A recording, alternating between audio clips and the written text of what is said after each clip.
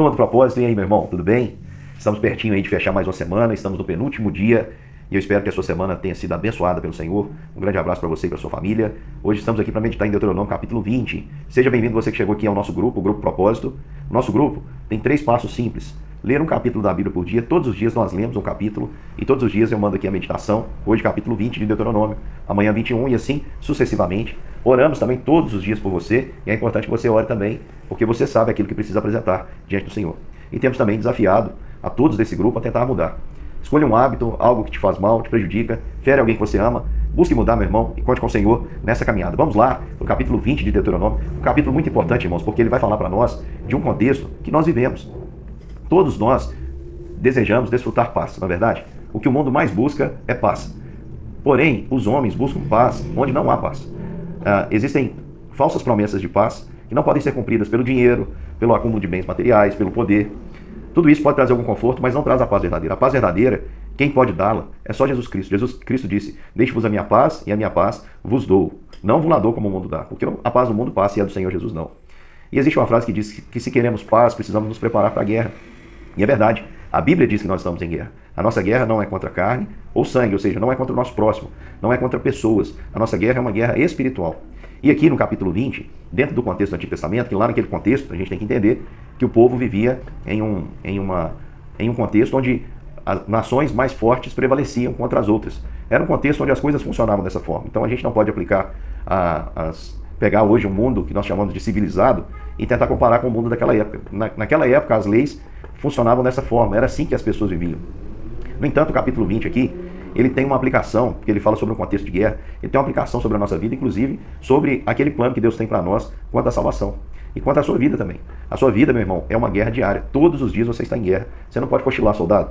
Todos os dias você tem que levantar preparado para a batalha, agradecendo a Deus porque as misericórdias do Senhor se renovaram sobre a sua vida. Mas se você deixar de vigiar, meu irmão, você cai. E é por isso que você tem que estar sempre alerta, sempre marchando aqui, porque o seu general é Cristo e ele nos chama para vencer essa batalha. Então vamos meditar aqui no capítulo 20. Aqui diz, olha, que quando você sair à guerra, Deus dizendo ao povo através ali de Moisés, quando vocês saírem à guerra, não temam, quando vocês estiverem diante de um inimigo mais forte, mais poderoso que você. Sempre é assim, irmãos, quando nós estamos vivendo um problema, às vezes não é nada tão difícil, nem muito grave, e às vezes é algo gravíssimo, algo que às vezes não tem nem solução aos olhos humanos. Nós sempre temos a sensação que o nosso inimigo é mais poderoso do que nós.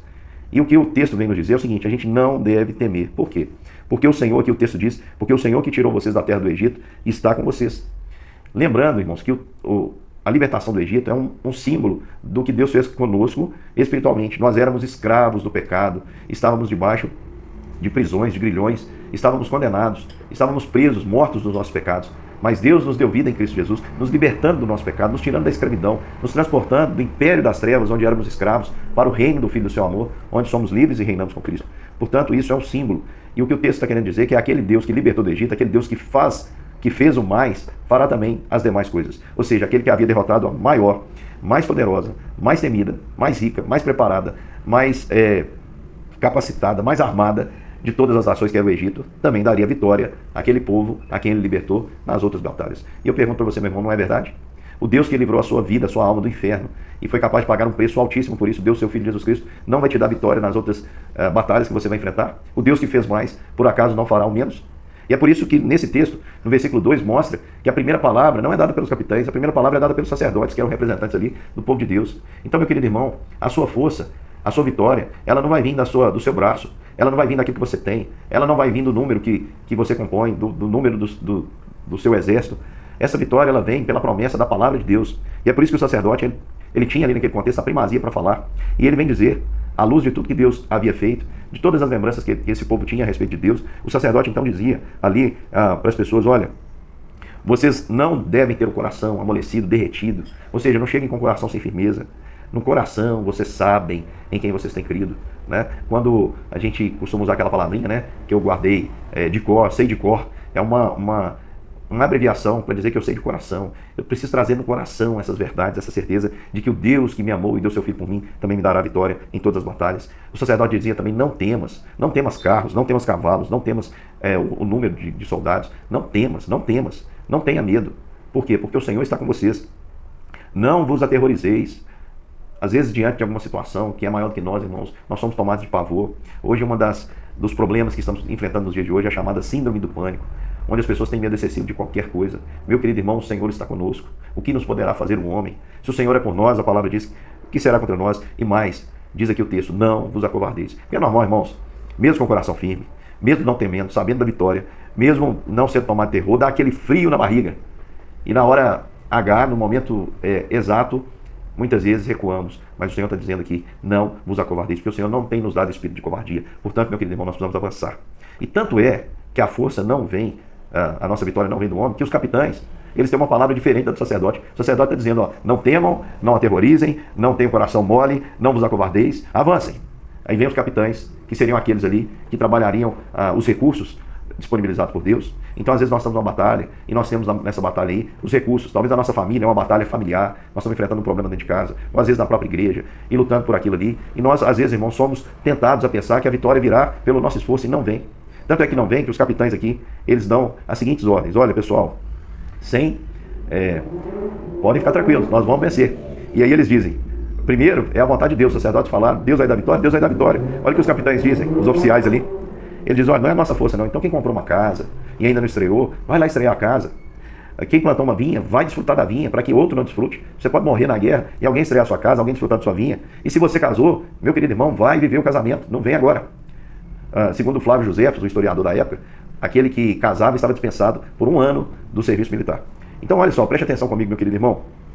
O que eles estão dizendo para o pessoal é o seguinte, olha, não, pode ficar tranquilo, você é importante, mas se você fez alguma dessas coisas, vai desfrutar, porque o Senhor vai nos dar muitas outras vitórias e vocês vão participar conosco. Porque a vitória não vem do número dos soldados, a vitória não vem da força humana. E é claro, esses jovens aqui que plantaram a vinha, construíram uma casa, casaram, iriam talvez divididos para aquele momento. Então, eles estão dizendo, olha, vai cuidar daquilo que é essencial, essa batalha aqui sua é mais importante, cuida lá da sua casa, das suas coisas, e na hora que tiver tudo ajustadinho, você vem lutar essas batalhas. Tem essa ordem na Bíblia para nós, primeiro cuidarmos da nossa casa. E aí, meu irmão, quando a gente chega aqui no versículo de número 8, os oficiais ainda falam, olha, quem é medroso, pode ir embora. O que está dizendo é, quem não confia, vai embora. Vai embora. Sabe por quê? Porque senão você vai derreter o coração dos outros. Irmãos, alguém covarde, alguém pessimista, alguém sem fé, ele contagia os outros de uma maneira negativa. Então, se às vezes você está pensando em contar com o número, meu irmão, prefira gente valente. Prefira, como na história de Gideão, os 300 valentes do que 32 mil covardes. Prefira gente que acredita, que tem fé. É melhor você andar com uma pessoa que crê do que com uma multidão que não crê. Porque essa multidão que não crê, ela vai fazer o seu coração derreter, tamanho pessimismo que é contagioso. E ainda só para a gente meditar antes de avançar nesse texto, quando diz aqui no versículo de número 4, olha, o sacerdote diz, não tema, não amoleça o seu coração, não vos aterrorizeis, não vos acovardeis. Versículo 4 diz, porque o Senhor vosso Deus anda convosco para pelejar contra vós, por vós, contra os vossos inimigos para vos salvar. Aqui o sacerdote faz uma afirmação muito importante, ele diz que o Senhor anda conosco para nos salvar. Meu querido irmão, isso é algo que é verdade à luz da palavra. Eu queria trazer um texto a você que muitas vezes não dá essa ideia de vitória, dá uma ideia de martírio, mas eu quero te lembrar o símbolo da nossa vitória. Jesus disse que aquele que quer ser seu discípulo, ou seja, aquele que quer andar seguindo a ele, que quer andar com ele, deve negar a si mesmo, ou seja, não é a sua força que vai te dar a vitória, tomar a sua cruz. Aí quando fala de tomar a cruz, você já imagina o martírio, sofrimento. A cruz para Cristo é uma missão. Então é você assumir o seu papel diante de Deus, assumir o seu compromisso, a missão, o propósito que Deus tem para você. E a última frase, Jesus diz, segue-me. Isso significa que se nós estamos seguindo Jesus, Ele está na frente. Portanto, meu querido irmão, onde você passar pela vontade de Deus, Jesus vai ter passado antes. Porque o Senhor anda conosco, pelejando contra os nossos inimigos para nos salvar. E no nosso caso, irmãos, nós podemos caminhar, carregando a nossa cruz, olhando para o autor e consumador da nossa fé, que está diante de nós, e podemos caminhar carregando a cruz alegremente, porque a cruz daquele que vai diante de nós nos concedeu a vitória. Já está pago. Em Cristo Jesus, a Bíblia diz que nós somos mais que vencedores por intermédio daquele que nos amou. Portanto, irmãos, avancem, porque estamos numa batalha onde a vitória já nos foi concedida. E aqui, nos versículos seguintes, vai falar, eu acredito, essa primeira parte, fala sobre a obra da salvação. O Senhor que nos libertou do Egito, que nos libertou do pecado, da morte, nos transportou para a vida, está diante de nós. Nós não devemos temer o inimigo, devemos avançar, porque aquele que anda no nosso meio já nos deu a vitória na cruz. Nos deu uma vitória sobre a morte, sobre o pecado, e nós podemos caminhar com a certeza de que já somos mais que vencedores. E a segunda parte, eu acredito que fala sobre a nossa missão como pessoas que evangelizam. Na primeira parte fala sobre as cidades que estão longe. Nós somos aqueles que pregam paz aos que estão longe, aqueles que não conhecem o Evangelho ainda. Nós podemos, irmãos, proclamar a paz. Aqui diz o texto que se eles chegassem diante de uma nação longe, distante, e se eles quisessem, oferecessem ali paz e eles dissessem sim para a paz, eles poderiam servi-los e assim eles teriam uma aliança. Agora, se eles dissessem não à proposta de paz que nós proclamamos, então eles teriam guerra. E é assim, irmãos, nós proclamamos a reconciliação com Deus. Nós dizemos ao povo, Paulo disse que sobre nós está o ministério da reconciliação, pela qual exortamos os homens que se reconciliem com Deus, uma vez que Deus estava em Cristo reconciliando o mundo consigo mesmo. E nós então exortamos aos homens que se reconciliem com Deus. No entanto, aquele que não abraça a reconciliação, irmão, ele está sob juízo. Quem não quer a paz com Deus vai ter que enfrentar a ira de Deus um dia, porque Jesus virá, agora não mais como advogado, como salvador, mas aquele que há de julgar e pagará a cada um, dará a cada um de acordo com aquilo que fez. Aqueles que creram em sua obra que justifica, serão salvos. Aqueles que não creram, a Bíblia diz, serão condenados. Portanto, se não quisessem ouvir, a palavra de Deus diz que eram para eles serem implacáveis. Naquelas nações distantes, ainda haveria o despojo, que seria os animais, as mulheres, as crianças seriam poupadas, mostrando que Deus tem misericórdia das nações. Existem nações que são extremamente fechadas com o Evangelho, mas no meio daquelas nações, Deus tem aqueles a quem Ele precisa salvar e deseja salvar. E olha só, meu querido irmão, na parte seguinte vai falar sobre aqueles que estão perto, para os que moram no mesmo lugar, para os que são de perto, para os que estão na mesma terra prometida. Vamos lembrar que Canaã era um símbolo ali de onde o povo de Deus estava, de onde o povo de Deus morava, de onde o povo de Deus habitava. Portanto, a gente pode imaginar aqui esses moradores locais como o joio misturado com o trigo. E Deus está dizendo o seguinte, olha, com esses que estão perto de vocês, vocês devem ser implacáveis. Ou seja, o próprio versículo aqui diz que nenhuma pessoa deixaria com vida no versículo 16. Aí você pode pensar assim, nossa, mas que exagero, pastor, por que isso? Porque, irmãos, aquelas nações estavam sendo expulsos daquela terra. Sabe por quê? Porque eles rejeitaram o testemunho de Deus, abraçaram os próprios ídolos e estavam praticando toda sorte de abominações, tais quais casamentos incestuosos, não respeitando o parentesco, não respeitando a questão biológica, que Deus criou homem e mulher, então cometendo ali toda sorte de torpezas. E o mais grave, assassinando os próprios filhos, queimando os filhos. Então aquele povo chegou ali àquele limite. E o Senhor decidiu então vomitá-los daquela terra. E o que o texto está dizendo, que não era para ser implacáveis com ele, pelo seguinte, porque senão aquelas pessoas que seriam poupadas ensinariam o povo de Deus a cometer as mesmas abominações. E foi o que aconteceu. Lá na frente nós vamos ver que o povo desobedeceu e os que sobraram ensinaram o povo a cometer tais abominações, que vai levá-los também a serem depois retirados dessa terra que o Senhor deu. O próprio povo de Deus vai ter que sair e ficar um tempo cativo, longe dessa terra que o Senhor preparou por causa da sua desobediência. E essas pessoas, essas nações tiveram testemunho. Vamos lembrar que Abraão habitou nessa terra, Isaac, Jacó por muito tempo. Então eles tiveram contato com Deus verdadeiro, viram sinais, viram como Deus era bom para com esses homens. Mas eles se esqueceram do Senhor. Quando o homem pensa em si mesmo, ele liga para os ídolos. E ele se esquece, meu querido, do Senhor. E é por isso que o Senhor manda que dos que estão fingindo serem da terra, mas têm um comportamento que não condiz com aqueles que o Senhor escolheu para serem habitantes dessa terra, o que o Senhor está dizendo aqui é, não poupem. Quem poupa o lobo, sacrifica o cordeiro.